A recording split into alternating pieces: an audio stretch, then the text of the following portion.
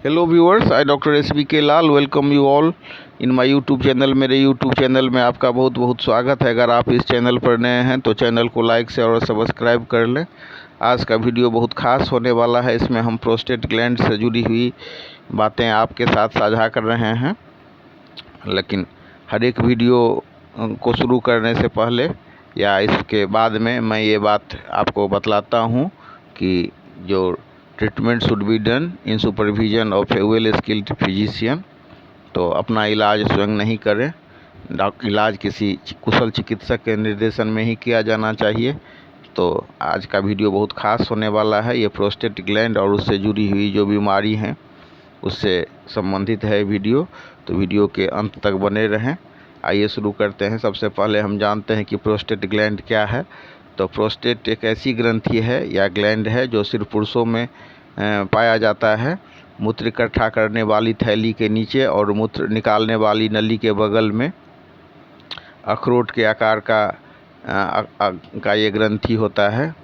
अगर इसके आकार में वृद्धि हो जाती है तो यह मूत्र मार्ग अर्थात यूरेथ्रा को दबा सकता है, जिससे पेशाब का प्रवाह धार प्रभावित हो जाता है।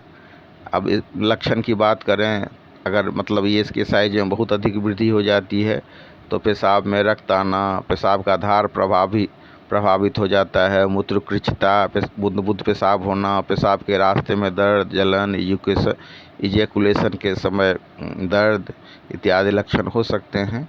अब प्रोस्टेट ग्लैंड का बढ़ना एक सामान्य घटना है। एक समय आने पर तो हर एक आदमी के प्रोस्टेट ग्लैंड में वृद्धि होती है, लेकिन जब यह वृद्धि असामान्य हो जाती है और बीमारी का रूप लेती है तो उससे जुड़ी हुई समस्याएं उत्पन्न होती हैं। तो वीडियो के लास्ट में मैं बताऊंगा कि कौन कौन सी होम्योपैथी दवा से हम इसको क्योर कर सकते हैं और बिना सर्जरी के क्योर कर सकते हैं, इस पर भी चर्चा करेंगे।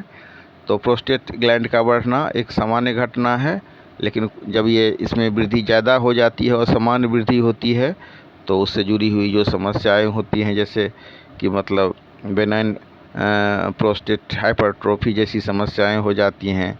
तो वहीं बहुत केस में मतलब प्रोस्टेट कैंसर सब की भी शिकायत हो जाती है।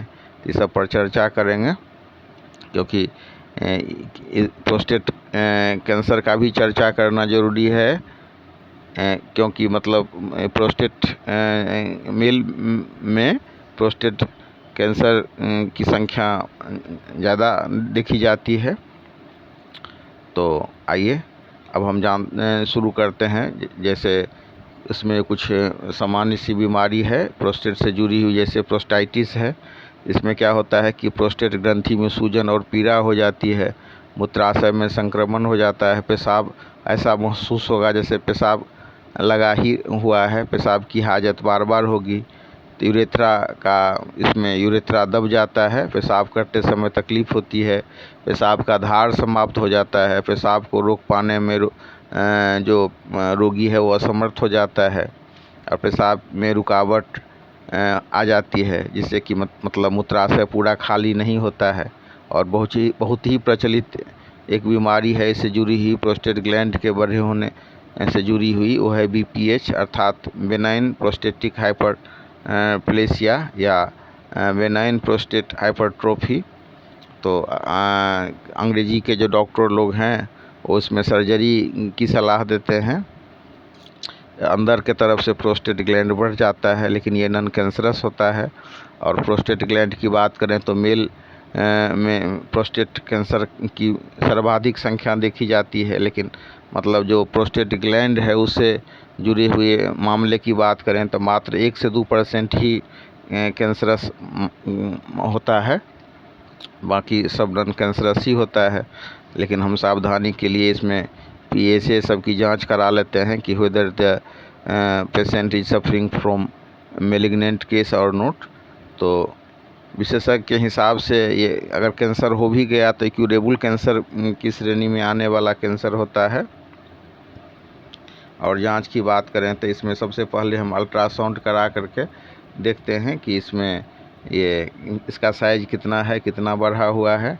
इसके अलावा भी कुछ जांच है, जैसे ब्लड यूरिया, सीरम क्रिएटिनिन सबकी भी जांच कराते हैं ताकि किडनी के फंक्शन का पता चल सके। फिर urine analysis, CBC, CT scan of belly, routine culture of urine, और मतलब कुछ ब्लड सब का जांच सब होता है। तो प्रोस्टेट से संबंधित जो समस्याएं हैं ज़्यादातर 40 से अधिक की उम्र के लोगों में होती है, और कभी कभी हम 25 से 30 एज ग्रुप के लोगों को इससे सफ़र करते हुए देख सकते हैं। तो इसमें जो सबसे ज़्यादा प्रचलित है प्रोस्टाइटिस है, या मतलब बेनाइन प्रोस्टेटिक हाइपरट्रोफी है, जिसमें कि पेशाब से संबंधित लक्षण हम देख सकते हैं।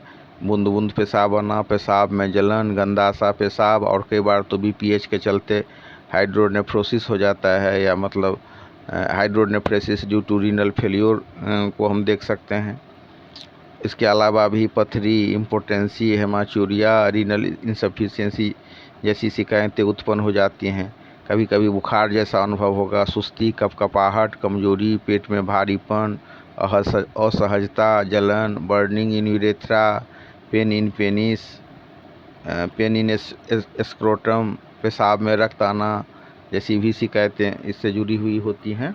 और कारण की बात करें तो इसमें टेस्टोस्टेरोन हार्मोन का असंतुलन, या मतलब टेस्टोस्टेरोन हार्मोन की सुई लगवाना, पुरुष शरीर में टेस्टोस्टेरोन हार्मोन के लेवल में वृद्धि हो जाना, या फिर एस्ट्रोजन हार्मोन के लेवल में वृद्धि, सर्वाधिक प्रचलित कारण हैं ये सब।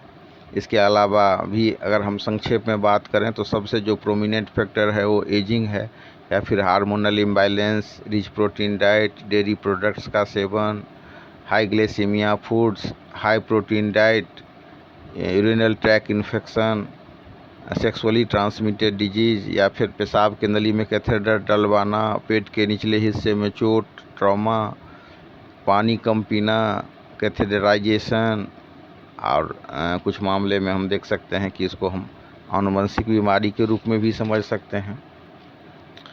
तो और कई बार तो हद तब हो जाता है जब एक बार सर्जरी कराने के बाद फिर से लक्षण उभर जाता है, फिर से वृद्धि हो जाती है। इस तरह से लक्षणों की पुनरावृत्ति होती रहती है, और मतलब जो हाइपरट्रोफी का मामला है वो रेकरिंग जैसा होने लगता है, बार बार होने लगता है। तो वहीं हम होम्योपैथी की बात करें, अगर सही ढंग से और सही दवा प्रोस्टेट ग्लैंड से प्रभावित पीड़ित व्यक्ति को दिया जाए तो बिना सर्जरी के और बिना अतिरिक्त दुष्प्रभाव के रोगी को ठीक किया जा सकता है। एलोपैथ लोग अक्सर प्रोस्टेट ग्लैंड में कई बार एंटीबायोटिक सब देते हैं, तो उससे कुछ समय के लिए तो फ़ायदा भी होता है कई बार, लेकिन फिर स्थिति गड़बड़ाने लगती है। तो वहीं हम कुछ दवाई सब का चर्चा कर रहे हैं होम्योपैथी में, जिसके सेवन से बहुत अधिक फ़ायदा मिलता है। तो इसमें जो सर्वाधिक उपयुक्त दवा में की बात करें तो एक दवाई है बेराइटा कार्ब। तो बेराइटा कार्ब 200 पावर में सुबह शाम 3-3 बूंद करके देते हैं, और थूजा 30 पावर में दोपहर रात देते हैं, वही 3 से 4 बूंद देते हैं। तो ये थूजा और मतलब बेराइटा कार्ब प्रोस्टेटाइटिस की खास दवा है। इसके अलावा जो बहुत ही पॉपुलर मेडिसिन है और सर्वाधिक उपयोगी दवाओं में से एक है, अगर मदर टिंचर में हम उसको देते हैं, वो दवाई है सेवाल सरुलेटा। तो उसके लक्षण की बात करें तो पेशाब करने के लिए जोर लगाना, और मतलब प्रोस्टेट ग्लैंड बढ़ा हुआ होता है, यह पेशाब के रुकावट को भी दूर करता है, और पेशाब जो बार बार करने की इच्छा होती है, और मतलब प्रोस्टेट ग्लैंड को भी ये रिस्टोर करता है। तो इस सब लक्षण में हम सेवाल सरुलेटा को 10 से 15 बूंद 1 कप गर्म पानी में देते हैं, भर दिन में 3 से 4 बार। और कई बार ज़रूरत पड़ने पर एक दवाई है चिमाफिला, तो उसको भी मिला देते हैं। तो मिलाते हैं तो 1 कप गर्म पानी लेते हैं, 10 बूंद उसमें सेवाल सरुलेटा दे दिए और 10 बूंद चिमाफिला दिए, और फिर उसको सेवन करने के लिए कहते हैं। इसके अलावा 2 पेटेंट है मेडिसिन है, एक रेक्वेज कंपनी के द्वारा निर्मित की गई है, उसका नाम है R25, जिसमें चिमाफिला, क्लेमेटिस, कोनियम, फेरम पिक्रेटा, पेरेरिया ब्रेवा, पॉपुलस पल्स्टिला, सेवाल सरुलेटा जैसे दवा मिली हुई है, सबको मिला करके बनाया गया है। तो इसको हम 10 से 15 बूंद हर दिन में 3 से 4 बार देते हैं, इससे भी बहुत अधिक फ़ायदा होता है। उसके अलावा एक SBL कंपनी के द्वारा दवाई बना हुआ है प्रोस्टेनोम, तो उसमें सेवाल सरुलेटा, चिमाफिला, अम्बेलेला, उसके बाद क्लेमेटिस इरेक्टा कोनियम जैसी दवा है मिली हुई है, इससे भी बहुत अधिक फ़ायदा होता है। इसके अलावा भी हम बहुत सारी दवाई देख सकते हैं जिसकी अपनी फ़ायदा है, और लक्षण के हिसाब से अगर कुशल चिकित्सक के निर्देशन में दिया जाए तो बहुत दवाई देने की भी आवश्यकता नहीं होती है। 2 से 3 दवाई दे करके हम जो इनलार्जमेंट होता है उसको भी ठीक कर सकते हैं। लेकिन ये ध्यान देने वाली बात है कि ये टाइम टेकिंग टास्क है, इसमें समय भी लगता है। इसी कड़ी में हम चर्चा कर रहे हैं एक दवाई सेलिडगोबर्गा का। सेलिडगोबर्गा क्यू को मैंने एक 90+ एज ग्रुप के व्यक्ति को दिया, जिससे कि मतलब उसका कैथेटर निकल गया। तो कैथेटर निकलवाने वाली दवा के रूप में बहुत ही चर्चित दवाई है। अगर मतलब बिना कैथेटर के पेशाब ही नहीं हो रहा हो, खास करके ओल्ड एज में, और प्रोस्टेट ग्लैंड में बहुत ज़्यादा वृद्धि हो गई हो, तो ऐसी स्थिति में अगर सेलिडगोबर्गा को कुछ दिन चलाया जाए तो मतलब 1 सप्ताह में फ़ायदा अनुभव किया जा सकता है, देखा जा सकता है। और 15 से 20 दिन में कई बार वो मतलब कैथेटर निकल जाता है और स्वाभाविक ढंग से पेशाब होने लगता है। उसके बाद हम चर्चा कर रहे हैं एक दवाई फेरम पिक्रेटा का। इसमें भी हम फ्रीक्वेंट यूरिनेशन देख सकते हैं एट नाइट। तो उम्र बढ़ने के साथ साथ जो फ्रीक्वेंट यूरिनेशन का मामला होता है, जिसमें कि पेशाब रुक रुक करके आता है, और गाइडिंग सिम्टम्स की बात करें तो उसमें काटने वाला दर्द अनुभव करता है रोगी, तो इसमें फेरम पिक्रेटा 30 पावर में बहुत उपयोगी दवाई है। और इसको भी 3 बूंद भर दिन में 3 बूंद 3 बार देने से बहुत अधिक फ़ायदा होता है। फिर हम चर्चा करते हैं थूजा का। थूजा का हम कुछ दवा के साथ पर्यायक्रम से भी दे सकते हैं, जैसे बेराटा कार्ब के साथ। और अगर मतलब ज़्यादा पावर में 1 mg में दें तो सप्ताह दिन में 1 खुराक देते हैं, तो उससे बहुत अधिक फ़ायदा होता है, खास करके वैसे मामले में जिसमें गनेरिया का और सिफिलिस का इतिहास रहा हो। फिर एक दवा है चिमाफिला। इसको भी हम पर्यायक्रम से और ज़रूरत पड़ने पर मिक्स करके भी सेवाल सेरुलेटा के साथ देते हैं, और कई बार हम उसको अलग ही देते हैं। इसको पोटेंसी में भी हम 30 पावर में यूज कर सकते हैं, और 30 पावर में यूज करते हैं तो वही 3 से 4 बूंद भर दिन में 3 से 4 बार देते हैं। और इसकी सिम्टम्स की बात करें तो इसमें पेशाब गाढ़ा होगा, गंदा होगा, बदबूदार होगा, और रोगी को खड़ा होकर के ही पेशाब करना होता है। और विलक्षण बात यह है कि जब वो पेशाब करने के लिए खड़ा होता है तो ठीक से खड़ा होकर के भी पेशाब नहीं होता है, बल्कि थोड़ा सा आगे झुक करके पेशाब उतरता है। फिर एक दवाई है क्लेमेटिस इरेक्टा। तो पेशाब जब करने के लिए रोगी जाता है तो शुरू करने में उसको समय लगता है। इस तरह से बहुत सारी दवाइयाँ हैं। ज़रूरत है कि हम उपयुक्त दवा का सिलेक्शन करें और उसके हिसाब से दें। तो जैसे कि मतलब कोनियम है, सल्फ़र हो गया, लाइकोपोडियम हो गया, इस तरह की बहुत सारी दवाई